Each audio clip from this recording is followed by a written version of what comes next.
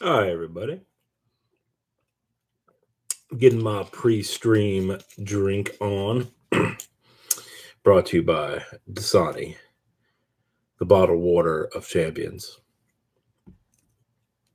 So, why am I here today? I am here to go over my fundraiser for St. Jude's and to add more prizes to the prize pile.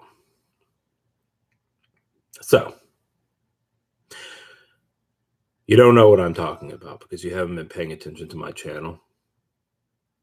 So let me tell you. I'm talking about helping kids with cancer.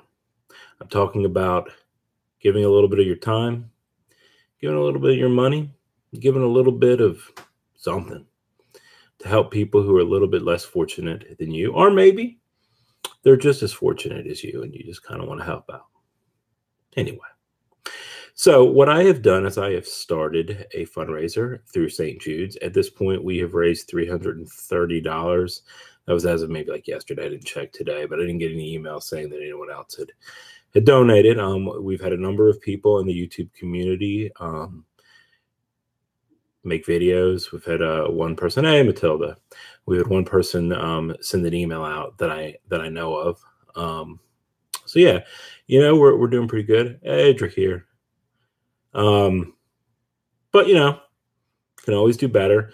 The prize portion of this runs. Hey, Seeking Near Man.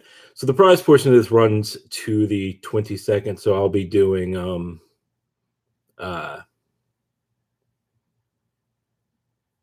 why am I drawing a blank on this? Anyway, sorry. Yeah, the prize portion of this runs to the 22nd. So I'll be doing the drawing for the prize winner sometimes shortly after that. I mean, obviously you can continue to give, which would be great, but whatever. Anyway, so I will link the St. Jude's page where you can donate. I will also link to the original video where I go over all the rules and whatnot and how to get entries. But let's get to the prizes. So I have a friend locally who is a dealer, and he lost one of his best friends to thanks, Toy Museum. I like your channel as well because I like toys. And really, hey Sean, I've been really digging the Mezco 1 and 12 toys. Those are pretty awesome. Anyway, so I have a buddy who's a dealer. His name is Mark Little. He first off has a great great prices. He has a lot of books, and he has a wide variety of conditions. So he'll have like a great key issue for super cheap, and it won't be in good condition. It'll be priced still though competitively, and then he'll have stuff up to really good books. But anyway, he lost one of his good friends to cancer. I think a year ago, he was telling me, and he wanted to help out. So he has donated a stack of books to add to the prize pool. So his name is Mark Little. If you're interested, he's always out hunting. If you want his information, I can please email me at elk.prizes@gmail.com, and I will make sure that you get it and he gets your information. And he's really good about going out and finding books. So like, for example, I wanted Solar Man of Adam, not the Valiant one, the Gold Key #1. And I didn't want to pay a whole lot for it. And he was able to pretty quickly find it for me in acceptable condition and for actually less than I was expecting to pay. So he's really good at that. So I usually send him a number of comics that I'm looking for, and then he usually does a good job finding them. So let's get started with what he is giving. So first off, we have Detective Comics #402. This is the second appearance of Man-Bat. We have Detective Comics 395. Really, really awesome cover.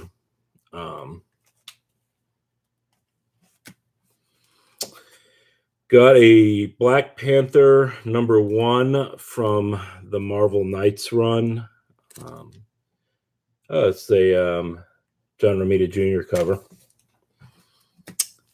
Got John Carter, Warlord of Mars, and this is the first Frank Miller art at Marvel. Got the Thanos annual, I think from this year, #1. This looks like cover A, I believe. Got, let's see, Supernatural Thriller, The Living Mummy #5. This is the first appearance of The Living Mummy. Got a beater copy, but a copy nonetheless of Transformers #1, one of the most awesome covers from the 80s. It's just 80s. Anyway. Got, let's see, Power Man 48. This is the first team up between Iron Fist and Luke Cage. Got Marvel 2-in-1, The Thing and Starhawk #61. This is the first appearance of her. Got Howard the Duck #1. So yeah, that's cool. Howard the Duck's been on the rise lately. I've got Devil Dinosaur and Moon Boy, not Moon Girl, Moon Boy #1. This is the first appearance of both Devil Dinosaur and Moon Boy. And the last book, and the writing is not in great condition. The writing is on the bag, not on the book. This is Conan #23, the first appearance of Red Sonja. So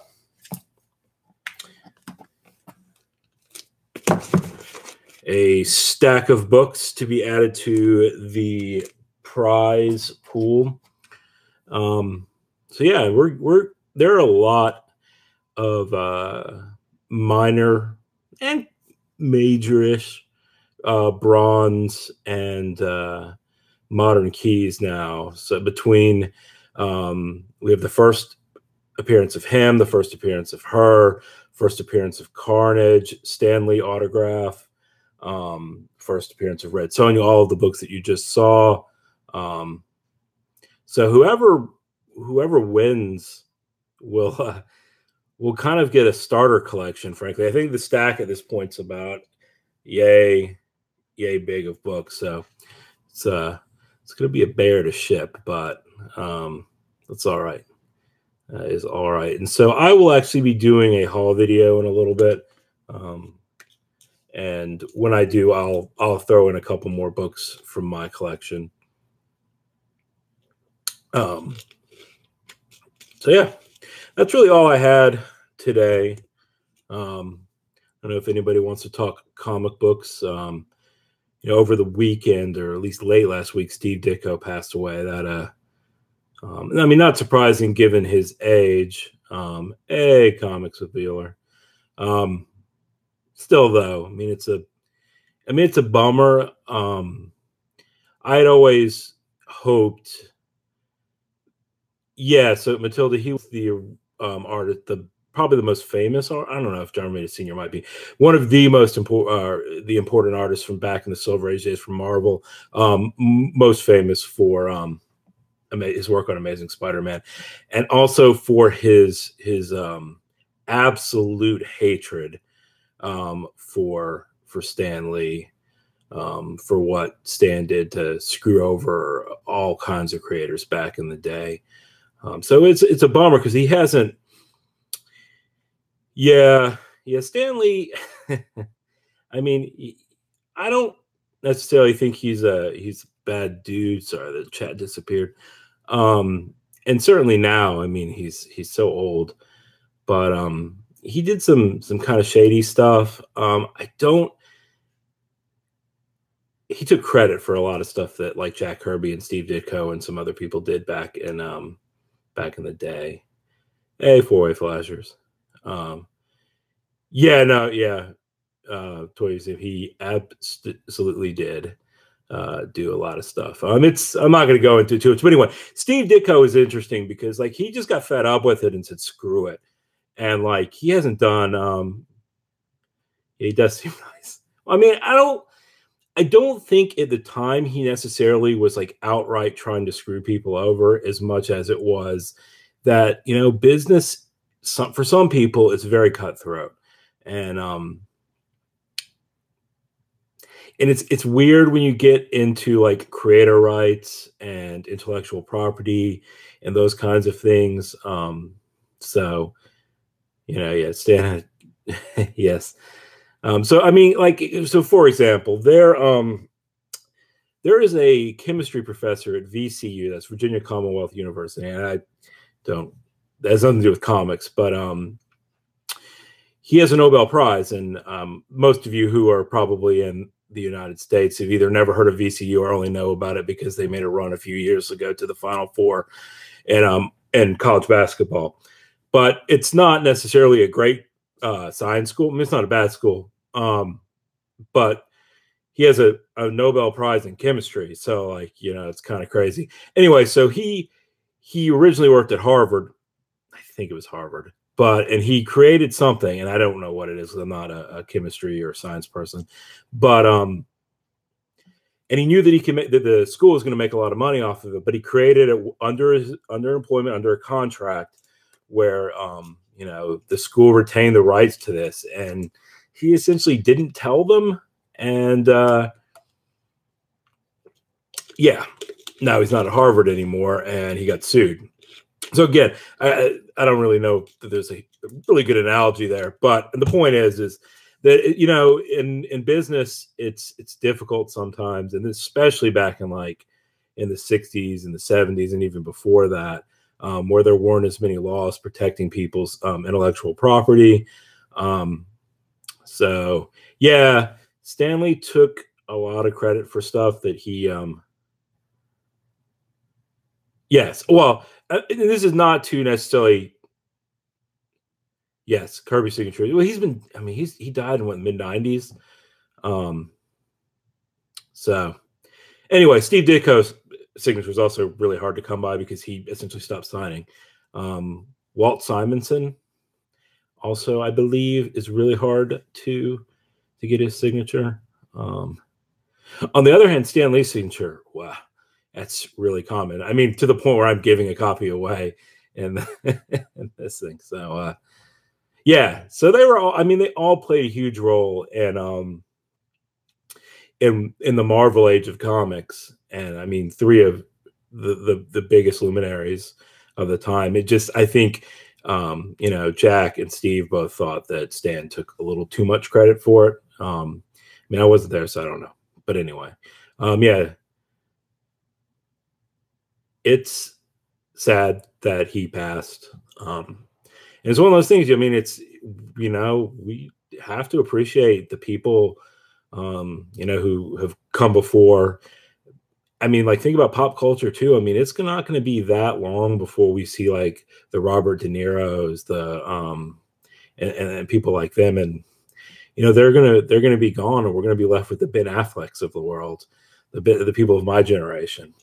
And I don't know if that's a world that I really want to watch movies in, at least not comic movies.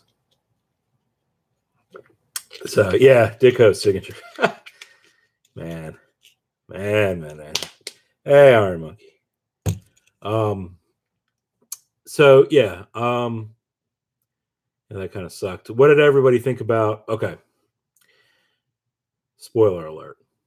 Although I don't understand why you wouldn't know that this had happened. So I'll count to 10. 1, 2, 3, 4, 5, 6, 7, 8, 9, 10. I'm from Georgia, so that's really as high as I can count.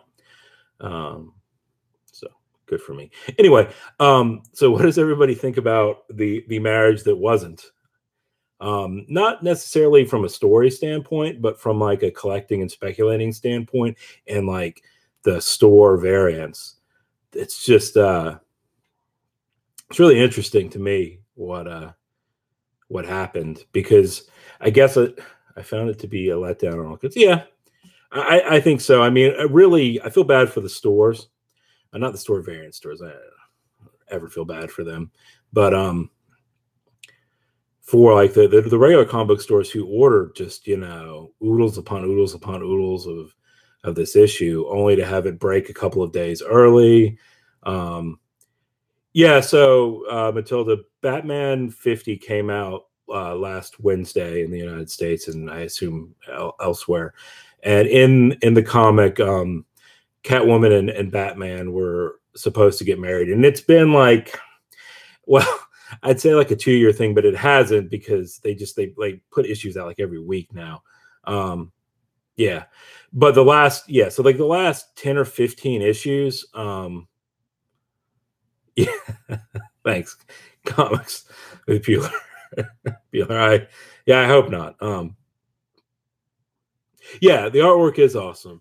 Iron Monkey Fist. I agree. And I think for the store variants, I think that's going to be their saving grace. But for the regular stores, who already kind of get screwed over, I think. I mean, it's a hard pill for them to swallow, because they were expecting to sell all of these copies with all this hype. And I mean, if you know anything about the history of comic books and the way these things go, I mean, it's like what's going to happen. In the same way, like if someone dies, they're not really dead. I mean, there were some people who were dead for a long, long time, and they're not dead anymore. Uncle Ben seems to be like the one person who essentially stays dead, but I think that's just because his death literally is the catalyst for Spider-Man's existence. I mean, or his persona, maybe not the spider. I guess biting him probably played a bigger part. But yeah, so all these stores bought all of these copies, and I mean, they're going to be left holding the bag. And I don't know, even if they really had gotten married with 5 issues. Yeah, no, I know. Well, like I said, I mean, this was always going to, well, yeah, DS Comics. I don't disagree with you. And it's why you've seen like the proliferation of gaming in a lot of these comic book stores over the last, I mean, certainly in the last 5 years, but probably 5 to 10 years, you've seen Magic come in, Yu-Gi-Oh, Pokemon, and then some of the board games and things. But and look, it's just not Batman 50. If Batman 50 makes your store go out of business, then you had problems before Batman 50. But I mean, I don't know.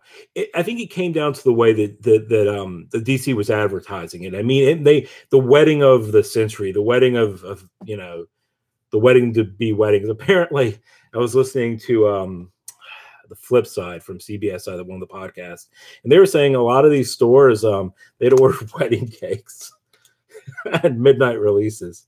So at least everyone, they got disappointment, but they got some cake with their issue. I don't know. It just seemed a little disingenuous on DC's part, and people are angry, and there are lawsuits, which is ridiculous. It's a comic book, it's not, you're not spilling hot coffee on your lap, or some of the other lawsuits that have come out in the past 20 or so years. It's just, it is what it is. But yeah, I can see why people were disappointed. I can see why stores were disappointed. And hey, one of the good things that to come out of this is store variants have become really expensive, just from the outset. And I know part of it's just to stop the flipping. But maybe now people are going to be able to get some really cool covers, because there were some really cool Batman 50 covers, and maybe they're going to be able to get them. How did they? Yeah, I mean, that was, I think, the problem is DC had to know, and it just, I don't know. DC had to know the stores. I mean, none of this could be too much. I remember newsstand days in the 80s when the LCS would aggressively go out and find lots of. Yeah. Oh yeah, no, I mean there are so I for most of you probably know, I live in the DC area. And I would say in the DC area, not the Baltimore. Baltimore's a little bit different, although it's fairly close. So I do go up to the stores there a lot. Most of the comic stores in DC do not have back issues. Or well, I didn't say most, half don't. They just don't sell them at all. And some of the ones that do, like for example, there's one in Annapolis that's called Third Eye Comics, and Third Eye Comics is the midtown of the Mid Atlantic. It is a massive, massive store, and they pull in some like really cool artists. Gerard Way was well, he's not an artist, but was one of the creators that came that they got in. Scott Snyder's been there. I mean, they get legit people. Um, who's coming? I can't remember. Oh, so what's his name? Robert Gilroy, the guy who did Chew and is doing the new Farm book. They have them. So they get really big people. But they're back issues, and let me put it away. I was there yesterday, so Sunday. And yep. Sure is easy. Yes. Um and they have issues of the Teen Titans special, the one that sold out everywhere. They have issues just hey, that comic book guy. They have issues just on the shelf for whatever, 2.99, 3.99. I already have a couple, so I didn't pick any up. So I mean, if you want a new book, or if you want even one of the high ratio variants, they're a great place to go. If you want a pop, if you want toys, if you want anything, the store is absolutely massive, but they barely have any back issues. I mean, they appear to have a decent amount, but it's all dollar garbage. But it's not priced at a dollar. It's priced at more than a dollar. I mean, so and I look through most of it yesterday, so there's not much left. Not well of what's at a good price. It wasn't left. So yeah, I mean, I don't think we get variants in Israel. Yeah, I don't know. I know that in Europe there sometimes there's special variants. They're pretty awesome looking sometimes. So yeah, I agree, DS. You can't sorry. Question for you, Elk, different topic. All right. Yeah, so yeah, at the end of the day, diversify. I mean, that's the same way. It's like people who for those of you who are a little bit older, you might remember Enron and the fact that when it went bust, it was produced a electricity that or energy in general. And there were a lot of people got screwed over there because they had put all their money into Enron stock, and so their retirements were just totally washed out. And at the end of the day, yeah, you got to diversify. So let's see what Sean has. Question for you, Elk. Since you have so many prizes for the F Cancer, do you think you will have multiple winners, or will you keep it to a winner takes all? Yeah, I don't know. Originally, it was going to be a winner takes all, and it was going to still be a big prize lot. But the fact that I'd just gotten another stack of comics, and Jim Bowers gave me that big stack from a video or two ago. I might open it up to some other people.